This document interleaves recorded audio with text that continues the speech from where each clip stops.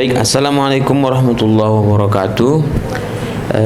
Selamat pagi kami ucapkan kepada Bapak Ibu peserta yang berbahagia. Pada kesempatan kali ini telah hadir di hadapan kita pemateri yang akan membawakan materi tentang penanganan utang piutang di pengadilan niaga.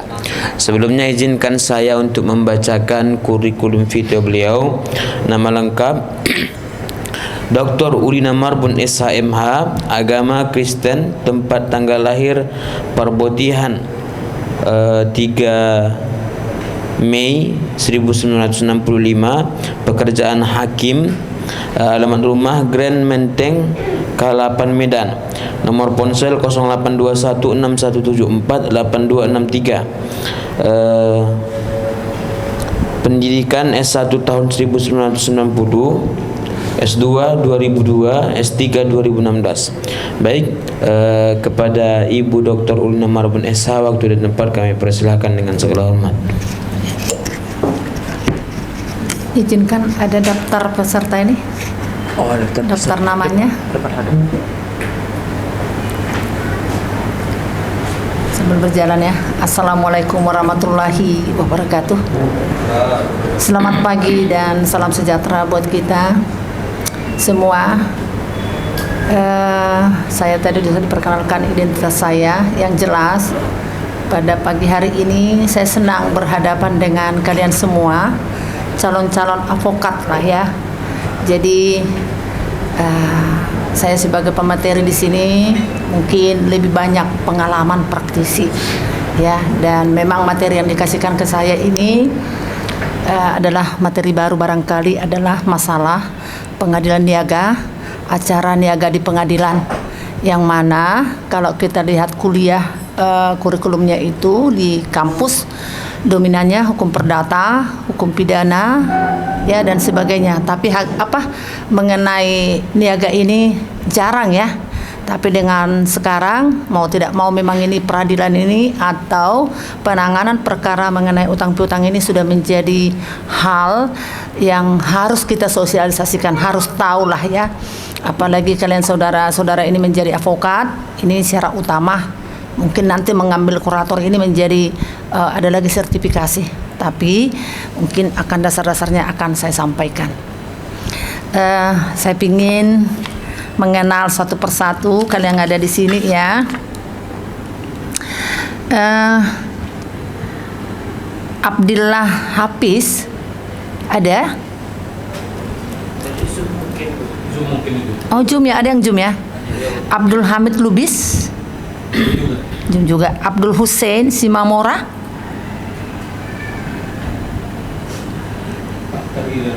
Abdul Rasid Lubis, oh ya Bapak ya. Abraham Michael Penses Tobing, oke. Apriyadi Sukri Lubis, udah 3 Lubis ya. Aditya Pratama Putra, gak datang ya. Andong Guntur Maulana, ada Pak Andong, Abang Andon ya. Sebentar, mana tadi pen?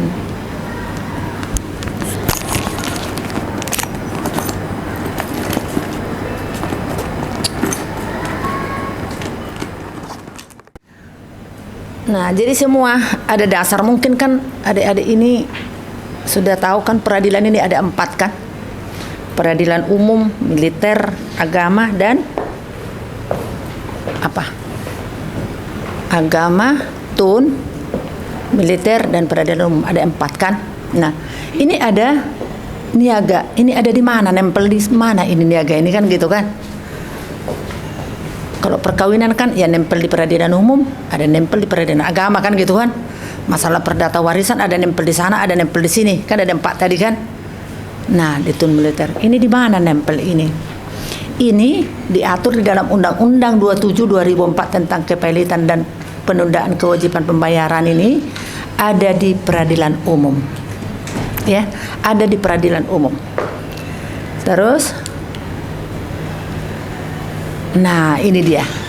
Peradilan umum ini ada di mana? Apakah semua peradilan umum ada pengadilan niaganya? Ternyata tidak. Ya kan? Makanya jarang-jarang orang tahu. Kalau kita tinggal di Jambi mungkin nggak tahu, ya kan? Kalau dia tinggal misalnya di Kalimantan nggak tahu, nggak ada di sana peradilan. Padahal peradilan umum itu ada di seluruh kabupaten atau kota dan di provinsi. Nah, ternyata hanya 5 peradilan yang ada niaganya. Nah, ini dia. Pertama ada di Pengadilan Niaga Jakarta Pusat. Jadi wilayah hukumnya di mana nih Jakarta Pusat ini? Inilah dia. Ada di Jawa Barat, Banten, Sumatera Selatan, Lampung, Kalimantan, dan Kalimantan Barat. Kalau debiturnya yang bersengketa, ini kan masalah utang piutang. Tadi kan judulnya kan utang piutang. Ada yang berutang, kalau dia tinggalnya di daerah ini salah satu, apakah dia di Banten, di Sumatera Selatan, yang menangani apa? Jakarta Pusat. Nah, begitu juga dengan nomor 2, ada Pengadilan Niaga Makassar. Wilayah hukumnya apa? Sulawesi Selatan, Sulawesi Tenggara, Sulawesi Tengah, Sulawesi Utara, Maluku, dan Irian Jaya. Nah, jadi kalau ada orang-orang yang bersengketa masalah kepailitan di Irian Jaya, yang menangani apa? Pengadilan Makassar. Terus kemudian baru Pengadilan Niaga Semarang, itu Provinsi Jawa Tengah dan Daerah Istimewa Yogyakarta, hanya 2. Surabaya meliputi Provinsi Jawa Timur, Kalimantan Selatan, Kalimantan Tengah, Kalimantan Timur, dan Bali, Nusa Tenggara Barat dan Nusa Tenggara Timur. Masuk di sini Kalimantan ada 3 yang di sementara tadi Pengadilan Jakarta Pusat masuk Kalimantan Barat kan? Nongol dia 1 di situ kan? Nah, sementara kalau Surabaya selainnya Kalimantan masuk ke Surabaya. Nah, ini kita di Medan. Medan meliputi Provinsi Sumatera Utara semuanya, baru Riau, Pekanbaru, Sumatera Barat, Padang, Bengkulu, Jambi, Daerah Istimewa Aceh. Nah, jadi kalau di sana mereka ada pihaknya debitur, baru di Jakarta. Ini Riau. Riau tadi, Kepri, udah masuk ke Kepulauan Riau, Kepri. Memang itu baru dibentuk Kepri. Sama Babil, Bu? Ya, termasuk itu semuanya. Wilayah Riau pecahannya masuk di Medan, ya, seperti Batam, ya kan, ada masuk ke sini semuanya. Jadi hanya 5. Cuma 5 ini tempatnya sih tergugat. Ya sama dengan perdata biasa. Kita kan udah mempelajari kan pasal 118 BW. Di mana si gugatan dilakukan? Di tempat si tergugat berada. Ini di mana tempat si debitur berada, berarti yang berutang. Jadi kalau kita berpikir ini sekarang ini masalah niaga ini, di pikiran kita nih ada masalah utang. Terus siapa subjeknya di sana? Orangnya, ya kan? Apa orang dengan orang? Nanti kita lihat, ya kan? Di mana tempatnya? Di tempat si debitur. Jadi kalau utang piutang ini biasanya di pikiran kita udah harus hafal kreditur, debitur, kreditur, debitur. Itulah tujuan kepailitan. Dan kebetulan ada juga lagi PKPU, penundaan kewajiban pembayaran utang. Nah, di sini tujuannya apa? Diberikan kepastian kepada kreditur kapan debitur akan membayar utangnya dan cara mengajukan rencana perdamaian yang meliputi tawaran pembayaran sebagian atau seluruh utangnya. Nah, ini PKPU ini biasanya para kreditur mengajukan PKPU ke Pengadilan Niaga. Kebetulan saya hakim niaga kan. Di sana yang bekerja nanti adalah pengurus. Usaha daripada si kreditur masih berjalan, tapi oleh si kreditur meminta kepada si debitur, kamu bayar utangmu kepada kami kapan? Caramu bagaimana? Oleh si debitur diberikan kesempatan untuk mengajukan proposal. Karena apa? Di sana sudah ada hakim pengawas, ada pengurus, terbuka semua keuangannya. Oleh dia mengajukan, setelah diteliti utangnya katakanlah adalah 5 miliar dengan jumlah krediturnya mungkin 20 orang, ya kan, ada yang 100 juta, ada 800 juta, ada ini kan gitu kan, sudah diumumkan. Datanglah si debitur minta begini, tolonglah saya dibantu, saya ajukan proposal perdamaian, Si A utangnya 100 juta, si B 500 juta, si ini 700 juta. Saya mohon ini bayarlah selama 2 tahun. Yang pertama saya kasih masing-masing 20%. Bulan keempat 20%-nya lagi. Bulan 12-nya sekian persennya sampai habis utang itu. Itu ada negosiasi. Ini pernah mendengar ini? Kreditur-kreditur ini ada 3 tingkatan kreditur. Pernah nggak mendengar ini? Belum. Oh, jadi kreditur ini kalau kita punya uang masuk di kelompok mana bisa di sini. Misalnya ini siapa namanya? Windy. Ini adalah perusahaan Windy. Ini adalah direktur perusahaan ya, Sinar Terang. Terus dia dengan usahanya ini kan mempekerjakan karyawan, katakanlah 100 orang, ya kan? Tapi untuk modal dia juga minjam ke bank, ya kan? Jaminannya usaha itu, sertifikatnya, pokoknya aset-aset PT Sinar Terang itulah yang dimana Windy adalah direkturnya. Terus ada juga dia order barang, kan nggak mungkin kalau dia pun perusahaan misalnya sawit kan pupuk, ya kan? Perusahaan apa pun pasti juga ada kerjasama dengan yang lain, order barang, utang-utang ini semua kwitansi. Nah, terjadilah pilot ini nggak bisa bayar ini ibu ini. Saya yang mensuplai ke dia kemarin adalah pupuk atau obat serangga, ya kan? Saya punya kwitansi ada banyak ini. Terus ada lagi 1 orang lagi minjam uang lagi dia kepada orang, ya kan, orang perorangan supaya ada bayar karyawannya karena sudah serangan COVID ini sangat bahaya, kan gitu ya. Rupanya ini semua jatuh tempo lah si Windy ini, nggak bisa bayar utang ini, kan gitu. Lalu yang memohon ini saya yang mensuplai barang dengan tadi yang dipinjam uang cukup 2 orang saja. Kami minta supaya Windy ini adalah dipilotkan atau di PKPU-kan saja. Begitu kan? Nah, begitu masuk ke pengadilan, oleh pengadilan majelis ini dilihatlah yang 3 orang ini. Permohonan yang diajukan oleh Bapak sana. Ya kan? Mewakili saya berdua. Jadi kalau ke pengadilan itu nggak bisa saya sebagai pemohon, sebagai kreditur yang punya piutang menggugat langsung ibu ini, nggak bisa, harus pakai advokat. Coba bayangin, harus pakai ini advokat ini. Jadi permohonan untuk mem-PKPU-kan si Windy, direktur Sinar Terang ini, yang maju ini sebenarnya enak disimulasikan. Yang maju ini bapak ini sebagai pemohon, mewakili adalah si saya dengan ini bikin permohonan bla bla bla bla. Nah kemudian di situ dia bapak ini sudah harus menunjuk untuk PKPU nanti, ya kan? Atau untuk pilot, kita bikin pilot lah. Untuk pilot harus diangkat kurator. Nah, sudah masuk di permohonan itu nama yang kedua yang di sini tadi atau yang di belakang ini sebagai kurator. Jadi di permohonan bukan seperti perdata dia sebagai yang punya utang namanya sendiri maju, nggak tanpa orang lain, buang aja, nggak perlu advokat, nggak perlu pengurus, nggak perlu. Ini agak uniknya dia yang maju mewakili saya dengan menunjuk 2 kurator ini sebagai pengurusnya nanti.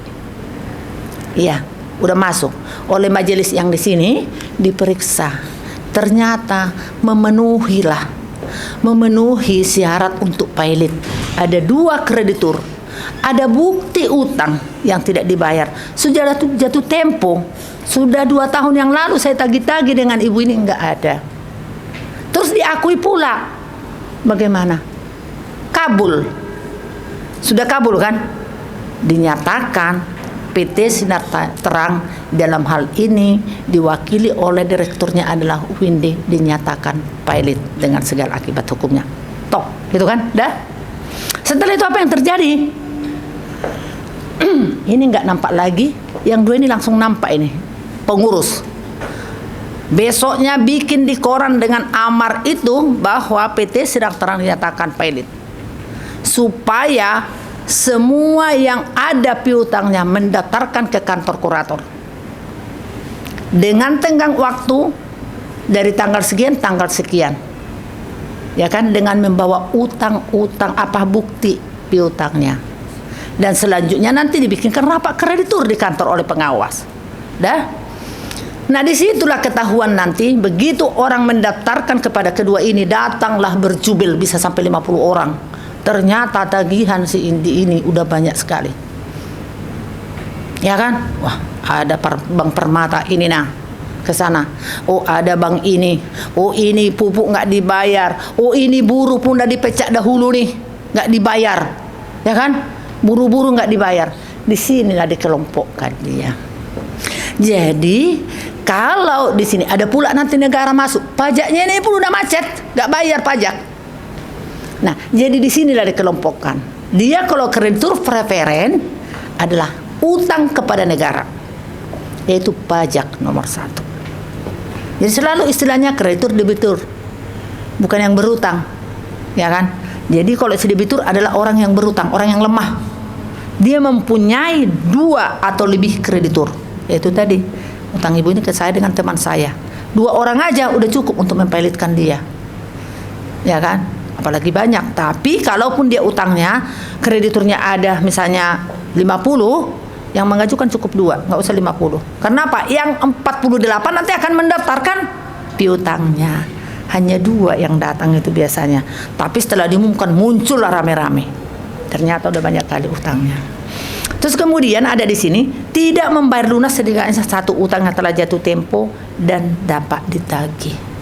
Jadi di sini tidak membayar lunas setidaknya 1 dari 2 kreditur itu ada utangnya sedang berjalan dengan paling tidak jatuh tempo 1. Tapi biasanya 2-2 itu udah jatuh tempo yang datang ke pengadilan. Nah, ini syaratnya. Nah, terdapat fakta atau keadaan yang terbukti secara sederhana. Ini C ini kalau yang 1 dan 2 kan gampang kali. Ada 2 orang kreditur mengajukan, kemudian ada kwitansi tak dibayar. Ini apa yang dimaksud dengan sederhana? Orang menulis banyak tentang ini. Apa ukuran sederhana ini bagi hakim? Kan ya kan? Kenapa ditolak PKPU-nya? Kenapa nggak dikabulkan PKPU-nya itu? Atau pilotnya? Dengan alasan tidak sederhana. Nah, ini sudah ditindaklanjuti oleh surat SK Ketua Mahkamah Agung yang sederhana ini pengertiannya seperti inilah. Lakukan oleh majelis hakim yang telah bersertifikat niaga. Jadi di Pengadilan Negeri Medan ini kami dulu hanya 4 orang. Sementara hakim di situ berapa? 50 orang. Bisa menangani ini? Tidak bisa. Kecuali bersertifikat niaga. Jadi kemampuannya agak lebih ini, ya kan? Hanya 4 orang. Sekarang muncul jadi tambah 3 orang, sudah 7 orang. Tapi yang lama sudah mulai agak lama, tak lama mutasi begitu-begitu. Digodok di mana ini? Di apa? Ditempatkan di mana? Di hanya 5 pengadilan itu. Tadi kan 5 ya? Masih ingat di mana saja? Coba kita ripu ke belakang. Ada yang ingat 5 tadi peradilan niaga di Indonesia, pengadilan mana saja? Sambil selang-seling dah. Jakarta Pusat, Makassar, Surabaya, Medan, Semarang. Langsung pintar kali pun, ya kan? Udah jago lah. Karena sampai perbatasan air terjun ini mau arah ke mana itu? Iya, Tobasa. Jadi medannya kan wajar kan dikasih 100.000 mengantarkan surat panggilan. Kalau di sini kan apa ini? Wah, ada eksepsi lagi. Biasanya eksepsi itu apa? Keberatan tentang apa nih eksepsi? Siapa? Ini yang biasa di pengadilan. Eksepsi-eksepsi itu apa saja sih? Kok ada eksepsi? Apa sih eksepsi ini gitu apa? Semua biayanya ini ditanggung oleh dari biaya pilot nanti, dari aset. Jadi ada 2. Biaya kepengurusan itu adalah kwitansi. Oh, saya datang saya ke Jakarta naik pesawat. Ya, tapi diusahakanlah, saya sebagai pengawas sudah aku sampaikan jangan boros dalam artian dalam pergi nggak usah harus pakai Garuda lah kan gitu kan. Yang ekonomi contohnya ya Lion lah, Batik lah kan gitu kan. Terus nggak usah nginap di hotel mewah-mewah lah kan gitu. Karena apa? Ditimpakan nanti ke dia semua itu. Sehingga kalau kurator pergi dia selalu megang semua tanda bukti pembayaran pesawatnya, makannya, apa di mana mereka rapat, ya kan? terus hotelnya ini segala macam, itu bisa. Apalagi PKPU itu selama 9 bulan mondar-mandir sidang ke sini kan, untuk rapak kan, orang-orang kurator dari Jakarta datang kan, atau pengurusnya. Itu semua bisa beratus juta itu biaya pengurusan. Nah, yang dua nanti dari harga aset. Ternyata utang itu semuanya dihitung 20 miliar. Kalau di dalam undang-undang itu maksimal 7,5%. Kalau utangnya 20 miliar tagihan, 6% dari 20 miliar, berapa dia dapat? Si kurator sana. Dan dia duluan dibayar. Begitu juga dengan pilot, ada terjadi pemberesan. Pemberesan itu kan tidak dengan lelang, beres kan? Ya kan? Berapa utangnya? Katakanlah 100 miliar. Asetnya udah terjual 1. Udah berapa dulu ambil sama dia? Pengurus, biaya kepengurusan duluan diatasi. Ya kan? Jadi tidak ada kurator seperti advokat, tolonglah Pak, saya biaya ini kuasa berapa lah, operasional saya, pegang perkara berapa ini, masih lobby-lobby. Kalau pengurus, kalau di kurator nggak lagi, sesuai dengan tagihan berapa persen, ada kepastian. Dan itu ditandatangani oleh hakim pengawas, disetujui oleh hakim majelis, ada penetapannya. Dan ada dasar hukumnya. Peraturan pemerintah ada itu, nggak boleh. Jadi kalau begitu, oke lah kita bikin 10% ya, nggak bisa. Maksimal 7%. Ya kalau sial dia utang hanya 100 juta aja, ternyata kita kira tadi ada entah 2-3 miliar. Utang pun yang ada tagihan hanya 100 juta. Ya, 6% dari 100 juta berapa? 6 juta doang. Kerjanya sama, udah 7 bulan, 8 bulan. Tapi bagaimana? Kan biaya pengurusan tadi kan lain lagi, jadi 2 pintu kan. Yang realnya dia keluar, dibayar 1 fee. Jadi kalau persentase itu adalah fee, namanya fee. Yang 1 biaya pengurusan, bisa ditawar-tawar, ya sesuai dengan kwitansi apa semua. Saya kan ke sini bawa juga di kantor ada saya punya asisten, gajinya upah MR di Jakarta 4 juta selama kerja sekian. 4 juta, kami kerja sudah 8 bulan, 4 ke 8 bulan, gaji dia aja.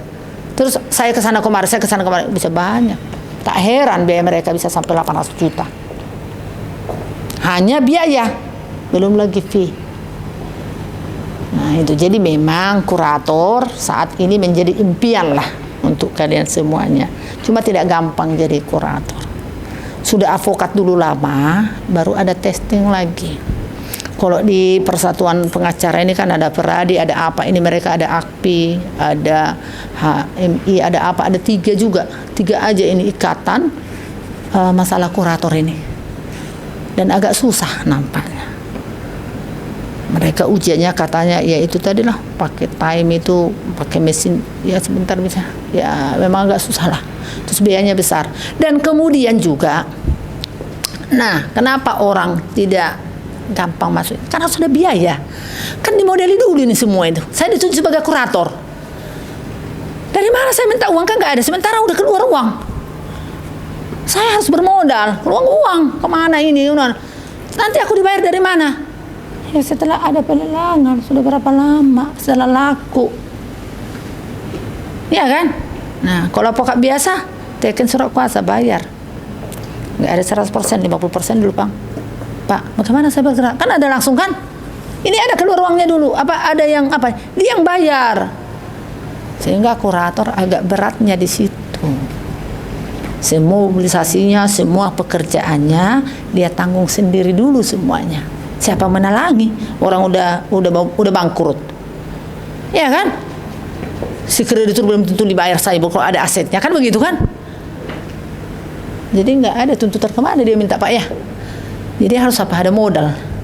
Udah sekolahnya susah, modalnya harus ada kan gitu kan? Iya. Makanya orang bertahap. Lama-lama dulu pengacara, sudah ada uang daftarlah kurator kan gitu kan? Udah ada uang kan gitu. Nah itu tadi. Baik ya.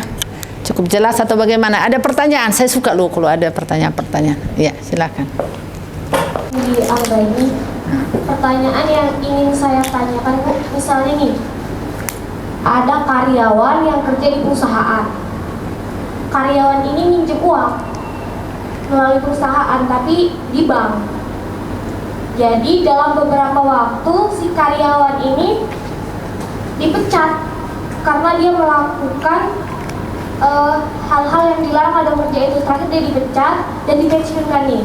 Tetapi di situ tadi kan dia masih ada utang di bank itu.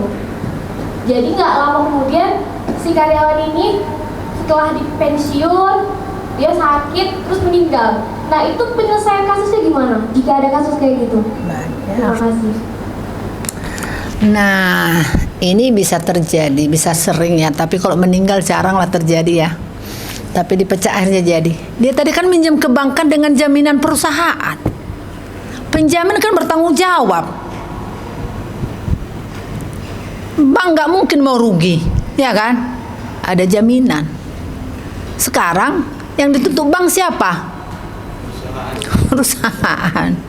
Terus perusahaan itu karyawannya seperti apa perusahaan dengan dia? Ya kan kita bagaimana menjangkaunya? Bagaimana perjanjiannya dulu? Kan gitu kan, ini kan kembali ke perjanjian. Ya kan? Apakah dia minjam uang ke bank, menjamin perusahaan, ketika saya tidak bayar, bagaimana? Kan gitu kan? Nah, kembali lagi. Dia kan mungkin dipecat, pasti ada hak-haknya di situ. Ya kan? Terus kenapa dipecat? Kamu masih ada utang. Kembali lagi, si perusahaan itu harus profesional, harus dia menjaga perusahaan seperti apa.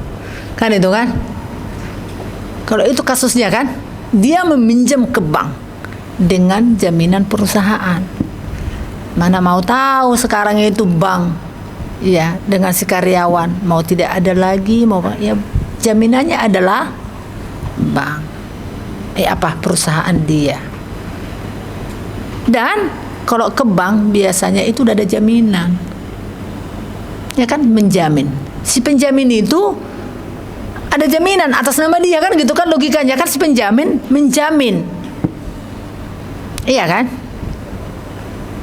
Ada personal garanti, ada corporate garanti. Apakah perusahaan itu jaminannya? Apakah personal secara pribadi? Tetapi dia sudah mengikatkan diri kepada bank. Siapa krediturnya di situ sekarang? Pertanyaannya adalah bank. Kan gitu kan? Dia punya piutang, dia punya hak tagih. Satu-satunya kalau ada jaminan, ya itulah dilelang. Izin bertanya Bu, kira-kira begini, ketika ada sebuah perusahaan yang sudah diputus pilot, itu kan harus membayarkan utang-utangnya melalui aset kan Bu. Nah, ketika jumlah aset yang tersisa itu tidak sesuai dengan jumlah utang yang ada, itu bagaimana Bu? Apakah pembagian aset tersebut sesuai dengan nilai aset pembagian utang tersebut, apakah tetap dibagi sesuai dengan jumlah nilai aset atau ada upaya hukum lain untuk menyamai nilai utang tersebut Bu? Kira-kira begitu. Sekian, terima kasih. Iya ya, jadi ini sudah ada memang mengaturnya bahwa ketika perusahaan dinyatakan pilot, maka dia tidak bisa lagi mengurus harta kekayaannya, tetapi diurus oleh kurator. Ternyata utangnya sangat banyak, asetnya sedikit, ya kan? Nah, memang akan dilihat, biasanya jaminan-jaminan yang ada itu adalah bank. Tetapi bank tidak bisa lagi melelang sendiri karena sudah habis masa overstay-nya, biasanya itu hanya 6 bulan sejak dinyatakan insolvensi. Begitu rapat kreditur, perdamaian itu sudah nggak ada lagi, maka si kurator bisa melelang. Bank tidak bisa hak lagi melelang. Yang melelang apa? Si kurator. Bagaimana? Ini kan jaminannya ke bank. Sementara tadi ada di situ utang yang ada 3 kreditur, preferen, separatis, dan konkuren. Ya kan? Ternyata ini jaminan separatis, kan gitu kan? Yang dipinjam oleh bank. Jaminannya ada di bank. Dilelang oleh si kurator. Memang hasilnya itu walaupun utangnya di bank itu katakanlah 5 miliar, hasil pelelangan jaminan dia situ 5 miliar, dia tidak dikasih 100% kepada bank. Dia harus memikirkan juga kreditur lain, tetapi haruslah sesuai. Ini kurator bisa menimbang sendiri atas persetujuan dari hakim pengawas. Oh, ini kasih dong ini, kasih begini, kasih begini. Tidak ke bank semuanya, ya kan? Apalagi biaya pengurusannya lagi. Ke saya, pengurusan saya udah berapa? Ya kan gitu kan? 6% dari ini ku ambil dulu. Terus masih ada aset lain lagi. Nah, itu kalau asetnya di bank. Nah, ternyata asetnya ini tidak keadaan dijaminkan. Perusahaan itu masih ada, pabriknya ada, tanahnya ada, kan gitu kan. Sementara nggak bisa lagi berusaha karena udah Covid kemarin udah memang nggak ada usaha apa-apa, kan gitu kan. Nggak ada yang diistimewakan lagi di situ. Jual, kurator akan membagi nanti persentasenya. Ini si konkuren berapa, ya kan? Ini, tapi usahakan dulu. Preferen itu wajib dibayar full. Pajaknya keluarkan dulu ke negara. Itulah tadi kedudukan tingkatan dari kreditur. Ada preferen, ada negara di situ. Makanya utang pajak dulu keluarkan, ya kan? Baru upah buruh, berapa upahnya buruhnya, baru yang lain. Nggak bisa dituntut sama, ya kan? Sesuai dengan hasil lelang, dan itu semua terbuka. Lelang ini pun tidak dia bukan lelang sendiri. Kurator nggak lelang sendiri, dia pakai juga KPKNL, pihak KPKNL yang melelang. Nggak bisa dia melelang karena di sana juga ada apresial untuk menaksir. Makanya harga lelang itu berapa? Oh, ini 5 juta sesuai dengan apresialnya. Dari mana mereka dapat itu 5 miliar? Itu sudah ada kajian apakah dibuat harga pasar, di atas harga pasar. Misalnya NJOP-nya 2 juta. Kalau 1 hektar berapa kali 2 juta? Kan itu kan? Itu harga NJOP. Belum lagi harga pasar di situ bisa lebih mahal. Makanya taksiran itu oleh apresial. Oh, ini sekian, diumumkan tidak laku. Diumumkan lagi nggak laku. Bagaimana caranya kok nggak laku terus? Kalau itu dibikin nggak laku, bisa nggak dijual di bawah tangan? Bisa. Tapi harus ada penetapan dari hakim pengawas yang telah dilakukan 2 kali lelang umum tidak laku, sehingga dilakukanlah lelang di bawah tangan. Berapa yang maulah, ya kan? Daripada ini tak ada kepastian ini. Kenapa? Ini kan kurator kan susah juga nih semua ini aset ini kan udah dia yang menjaga ini semua. Daftar pertelahan aset kan sudah ada. Makin cepat habis ini kurator pun makin senang. Akhirnya diakhirilah kepailitan, dia udah mencari perkara lain. Sepanjang ini nggak selesai, kurator lengket di situ. Karena tidak ada putusan pengadilan bahwa sudah berakhir kepailitan. Tapi kalau pengadilan mengatakan sudah berakhir, aset sudah habis, nggak ada lagi yang mau dijual, berakhir kepailitan, mereka sudah selesai. Masuklah perkara, kan tadi ada aku bilang di situ maksimal 3 kan yang ditangani. Tapi kalau masih ada aset di situ, diakhiri. Apa yang diakhiri? Kan ada pertelaan nih, nggak bisa kerjakan kamu terus itu, bisa bertahun-tahun. Nah, iya gitu ya. Jadi memang kalau aset yang bukan dijaminkan itu tadi, dia melalui KPKNL atau di bawah tangan, dia tetap pembagiannya pun ditandatangani oleh hakim pengawas. Ini ke sini, ini ke sini, ini ke sini. Gitu. Jadi memang transparan. Tidak bisa semena-mena. Karena apa tadi? Kurator pun kan tidak perlu bohong-bohong atau kenapa, kan udah pasti kok pendapatannya kan? Ya kan? Sudah pasti. Dari mana tagihan itu datang? Ya, itulah jawabannya. Baik, yang lain masih ada? Boleh Bu, bertanya Bu? Boleh. Via Zoom Bu. Oh ya, mari. Iya. Siapa ini? Saya Martinus Eko Beki dari Kalimantan Bu. Wow, Kalimantan mana kamu? proses pidananya sudah berjalan, oknum sudah menjalani pidana. Yang jadi permasalahan adalah debitur kami ini DPO, kemudian dokumen yang ada di kami itu sertifikat SHM.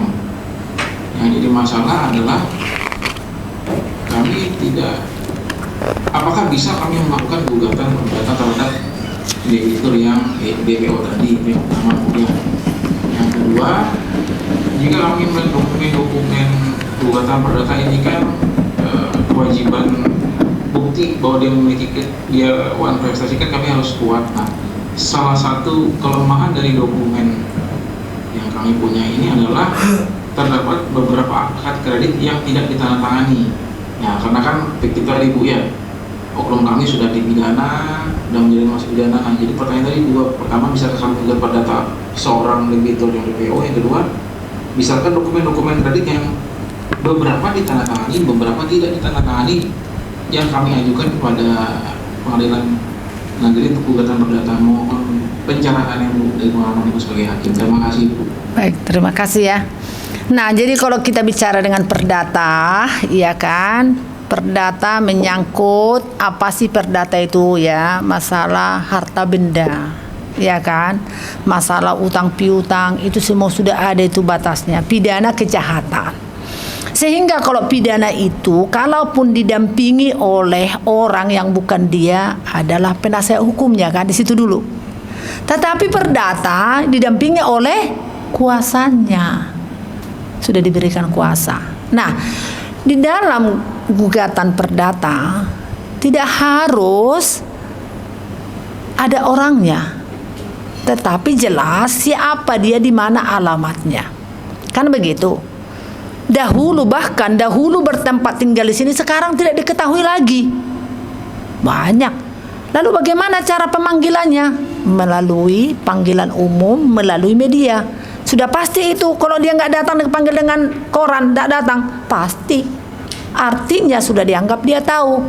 Berjalan pemeriksaan. Dalam hal ini, tentu untuk membuktikan dalil-dalil yang kita gugat kepada seseorang, ya kan? Dalil kita apa ini? Ceritanya ini, apakah utang nggak dibayar? Apakah kita punya dikuasai barang kita semua, bla bla bla bla begini? Kan itu yang kita mintakan, supaya dia membayar utang. Yang kita mintakan supaya dia keluar dari objek yang kalau itu tanah, kan begitu. Nah, oleh pengadilan tentu akan mempertimbangkan semua bukti yang saudara ajukan. Nah, kalau sepanjang bisa dibuktikan dalil saudara, kalau dikabulkan, masalah mengeksekusi kan udah urusan kedua.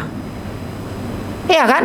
Kalau utang piutang misalkan, ada dia punya aset, ada punya harta yang akan disita, diletakkan sita. Iya kan? Diletakkan. Lalu bagaimana kalau dia nggak datang? Itu udah urusan hakim. Kalau hakim sudah memutuskan dikabulkan gugatan saudara, hakim menghukum si tergugat bla bla bla, udah tinggal melakukan itu. Iya kan? Nah, tetapi kalau misalnya kita sudah tahu meninggal dunia, kita harus tarik ahli warisnya. Tapi kalau dia lari sembunyi, nggak ada, ya dia terus yang digugat. Alamatnya kan ada. Bahkan yang tidak ada sekarang pun dahulu bertempat tinggal di sini bisa. Karena apa? Yang kita harapkan kan balance-nya apa yang kita gugat. Masalahnya kita dibayar utangnya melalui penjualan dia punya hartanya. Dia keluar dari tanah itu melalui eksekusi. Dikosongkan siapapun yang ada di sini. Ya kan begitu, apalagi orangnya. Nah, ini kalau saya lihat dari kes saudara, ini masalah uang ya. Iya. Lalu dipidana kasusnya apa? Jadi yang dipidana ini adalah oknum kami di perbankan, dia main kerjasama dengan debitur, oknum kami menciptakan kredit fiktif, oknum kami kita berhentikan, kita pidanakan, pidananya sudah jalan. Nah, debitur yang punya kewajiban kepada kami ini hanya memberikan seperti layaknya pinjaman kredit agunan di kami. Cuman karena agunan tersebut masih nah ini lemahnya di kredit itu, agunan tersebut tidak dipasang HT, Bu. Jadi PR-nya banyak yang kami tingkatkan HT dulu, baru kami nanti. Rupanya saudara ini apa ya? Dokumennya bolong-bolong, Ibu. Ya, saudara sebagai pengusaha artinya bergerak di perkreditan barangkali ya. Iya, gitu. Iya, jadi sebetulnya sih udah case-nya ini berbeda-beda ya.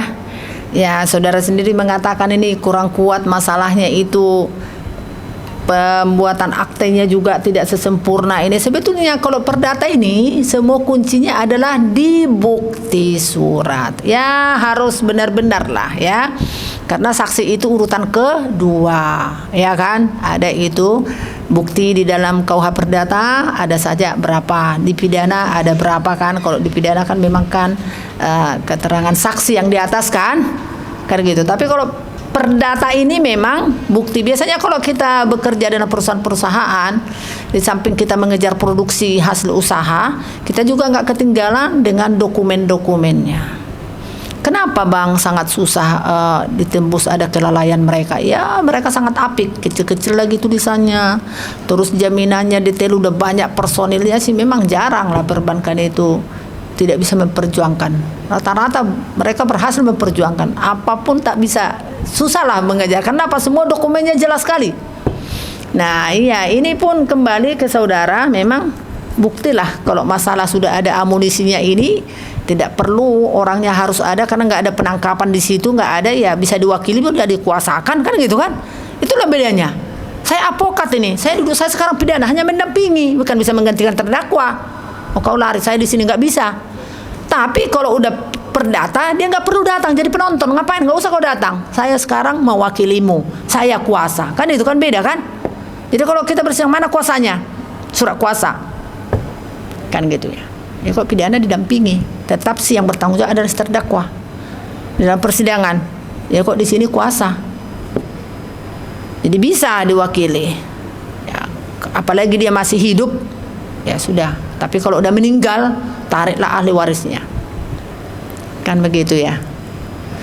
Nah, cukup jelas Franky? Cukup jelas Ibu, Ya. terima kasih. Sukseslah untuk Anda ya, tetaplah berkarya ya dengan memberesi dokumen-dokumennya ya. Telah dipilotkan berlebih dari jumlah utang itu bagaimana Bu? Apakah diambil negara atau dibagi-bagikan ke kreditur ya Bu? Wow. Aset tidak bisa milik negara ya. Tapi biasanya pilot karena nggak cukupnya asetnya. Kalau dia masih sehat kan udah dibayarin utangnya. Kan ada proses perdamaian. Aduh, ku jual aja lah ini seberapa. Kurator pun menjual udah cukup. Kan gitu kan. Utamakan itu kan pembayaran utangnya ini. Jadi kalau misalnya dipilotkan gede kali perusahaannya utangnya hanya 10 juta, ya kan bisa aja nggak dipilotkan ini. Ya kan? Makanya masuk dulu PKPU. Udah itu dia dikasihlah tempo untuk membayarnya. Jadi tidak seperti yang kita bayangkan ceroboh kurator. Kurator itu pun bergerak dari tagihan, jumlahnya berapa. Oh rupanya utangnya hanya 10 miliarnya, sementara dia konglomerat gede. Kan gitu kan. Terus mau dilelang semua asetnya itu untuk membayar 10 miliar. Gak masuk akal kan. Nilang aja dikit. Kenapa? Mereka itu fungsinya dari harga tagihan kan gitu kan. Jadi memang tidaklah, apalagi ada proses perdamaian mau kan, ya udah kan gitu dibayar, dan tidak berhaklah negara untuk itu kan. Ini kan dijaga, ini murni di luar negara lah ini, kecuali tadi kalau kejaksaan maju sebagai pemohon mewakili aset-aset negara, bolehlah itu mereka jaga ya, jaranglah berlebih ya. Terima kasih kami ucapkan kepada Ibu Dr. Udina Marbun SHMH yang telah memberikan pemaparan materi yang sangat luar biasa kepada kita. Mungkin sampai di sini materi diskusi tentang kepailitan dan PKPU. Untuk selanjutnya kepada Bapak Ibu sekalian, kami beri waktu selama 5 menit untuk coffee break. Selanjutnya langsung masuk ke dalam ruangan karena pemateri kita telah hadir. Mungkin sampai di situ. Sekian, terima kasih. Assalamualaikum warahmatullahi wabarakatuh. Ya, saya bikin closing statement ya. Baiklah, kalau begitu saya sudah menyelesaikan. Tidak ada gading yang tidak retak. Barangkali dalam penyampaian saya ada yang kurang, ya mohon maaf. Dan kalau ada pertanyaan seperti dibilang moderatornya tadi, bolehlah di-chat ke WhatsApp saya. Mudah-mudahan bisa saya jawab. Dan saya berharap kalian semua sukses ya. Sukseslah.